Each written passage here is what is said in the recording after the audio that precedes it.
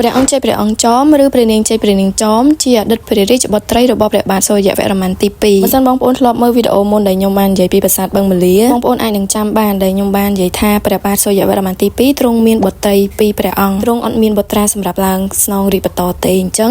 មានតែព្រះបាទធរណេន្ទ្រវរ្ម័នទី2ដែលជាប្អូនជីដូនមួយរបស់ព្រះអង្គស្នងរាជបន្តពីព្រះអង្គអញ្ចឹងថ្ងៃនេះខ្ញុំនឹងនិយាយពីប្រវត្តិត្រួសអំពីព្រះនាងចេះព្រះនាងចោមដែលបងប្អូនប្រជាជនខ្មែរគ្រប់រូបតែងតែគោរពប្រតិបត្តិនិងមានជំនឿទៅលើបារមីរបស់ព្រះនាងទាំងពីរព្រះអង្គជាពិសេសព្រះនាងទាំងពីរក៏ជាទីពឹងបុណ្យបារមីរបស់ដាបឈួនមកចូលពេជ្រដែលជាអតីតស្ដេចត្រាញ់ក្រុងសៀមរាបទ្រង់តែងតែឲ្យប្រភ្នូដឹងហេតុមុនពេលកាត់ឡើងនៅអន្តរាយណាមួយព្រះនាងចេះព្រះនាងចោមជាអតីតព្រះរាជបុត្រីរបស់ព្រះបាទសូរ្យវរ្ម័នទី2ដែលជាស្ថាបនិកកសាងប្រាសាទអង្គរវត្តគេជឿថាព្រះអង្គចេះព្រះអង្គចោមគឺទ្រង់មានភាពសុចរិតទៀងត្រង់ទន់ភ្លន់និងប្រកបដោយក្តីមេត្តាករុណាយ៉ាងខ្ពង់ខ្ពស់ហើយព្រះអង្គទាំងពីរតែងតែអាណិតអាសូរនិងធ្វើបុណ្យដាក់ទានដល់ប្រជានុរាស្ត្រដែលត្រូវការព្រះនាងទាំងពីរជួយពិសេសជាងនេះទៅទៀតព្រះនាងទាំងពីរបានអប់រំអ្នកទោសទាំងឡាយឲ្យដើរតាមគន្លងទូមានរបស់ព្រះពុទ្ធសាសនានិងបានដោះលែងពួកគេឲ្យមានសេរីភាពព្រះនាងទាំងពីរព្រះអង្គគឺជាអ្នកដែលគោរពប្រតិបត្តិព្រះពុទ្ធសាសនាយ៉ាងខ្ជាប់ខ្ជួនហើយប្រជានុរាស្ត្រទូទាំងនគរបានដឹងអំពីចរិតលក្ខណៈដ៏ប្រពៃរបស់ទ្រង់ម្ល៉េះហើយពីមួយជំនាន់ទៅមួយជំនាន់រហូតដល់រជ្ជកាលព្រះបាទអង្គចន្ទរាជាដែលឡើងគ្រងរាជសម្បត្តិនាសតវត្សទី16ព្រះអង្គក៏បានអនុញ្ញាតឲ្យគេកសាងរូបព្រះអង្គចេះព្រះអង្គចោមសម្រាប់ប្រជានុរាស្ត្រទូទៅគោរពបូជាផងដែររំណតមកទៀតរូបសំណាកទាំងពីរអង្គនេះក៏តែងតែធ្វើឲ្យប្រជារាស្ត្ររស់នៅប្រកបដោយសេចក្តីសុខចម្រើនទៅប្រជានុរាស្ត្រចាត់ទុក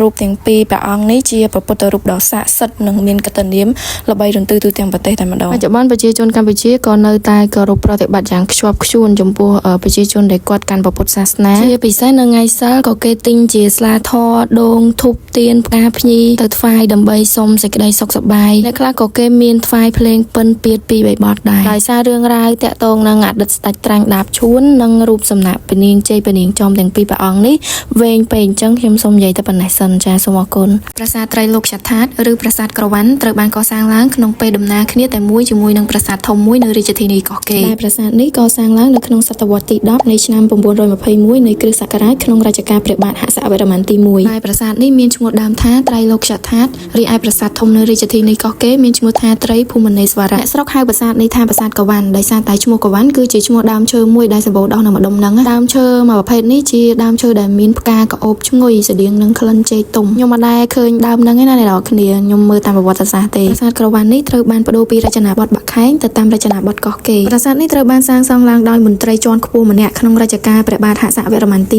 1ដែលមានឈ្មោះថាមហិធរវរ្ម័នហើយគាត់ក៏បានថ្វាយទីសក្ការៈមួយនៅចំកណ្ដាលទូប៉មទី3ទៅដល់អាទិទេពនៃសាសនាហិណ្ឌូដែលប្រាសាទនេះតំណាងឲ្យទីស្ថានរបស់ព្រះវិស្ណុរីឯទូប៉មទី5ដើម្បីឧទ្ទិសដល់ព្រះម៉ែទាំង5ដែលយើងឃើញមានគេកសាងជារូបចម្លាក់ដាក់នៅលើបល្ល័ង្កហើយយើងក៏ឃើញមានជារូបព្រះម៉ែលក្ស្មីដែលនៅលើអញ្ចឹងផ្នែកខាងក្នុងនៃប៉មដែរព្រះម៉ែលក្ស្មីគឺជាព្រះមហេសីទី1នៃព្រះនរាយណ៍ដែលយើងស្គាល់ថាព្រះវិស្ណុព្រះម៉ែត្រូវបានគេស្គាល់ថាជាទេវីតំណាងឲ្យទ្រព្យសម្បត្តិជាព្រះម៉ែនៃទ្រព្យបច្ចុប្បន្នរូបព្រះម៉ែលក្ស្មីក៏ត្រូវបានគេគោរពនៅតាមបណ្ដាប្រទេសមួយចំនួនដែរដោយសិល្បៈនៃការកសាងរូបចម្លាក់ព្រះម៉ែលក្ស្មីក៏មានលក្ខណៈផ្សេងៗគ្នាព្រះនាងត្រូវជាបងថ្លៃរបស់ព្រះនាងទុគ៌ាដែលជាមហេសីរបស់ព្រះឥសូរនៅក្នុងតួប៉មប្រាសាទក្រវ៉ាន់មានចម្លាក់ជាច្រើនផ្សេងៗទៀតដែលរៀបរាប់អំពីរឿងទេវកថារបស់អាទិទេពព្រះវិស្ណុនិងក្រុងពេលីលើពីនេះប្រាសាទក្រវ៉ាន់ក៏មានចម្លាក់អាពាហ៍ពិពាហ៍របស់ព្រះវិស្ណុហើយនិងព្រះនាងលក្ស្មីផងដែរនៅលើអញ្ចឹងនៃប្រាង្គធំនៃប្រាសាទគេឃើញមានចម្លាក់មួយតំណាងឲ្យព្រះអាទិទេពមួយអង្គដែលស្ថិតក្នុងឥរិយាបថឈររាំដោយមានព្រះបាទមួយប្រថាប់នៅលើបល្ល័ង្កហើយចម្លាក់មួយទៀតគឺនៅលើផ្កាឈូកយើងមើលផ្នែកខាងក្រោមព្រះបាទរបស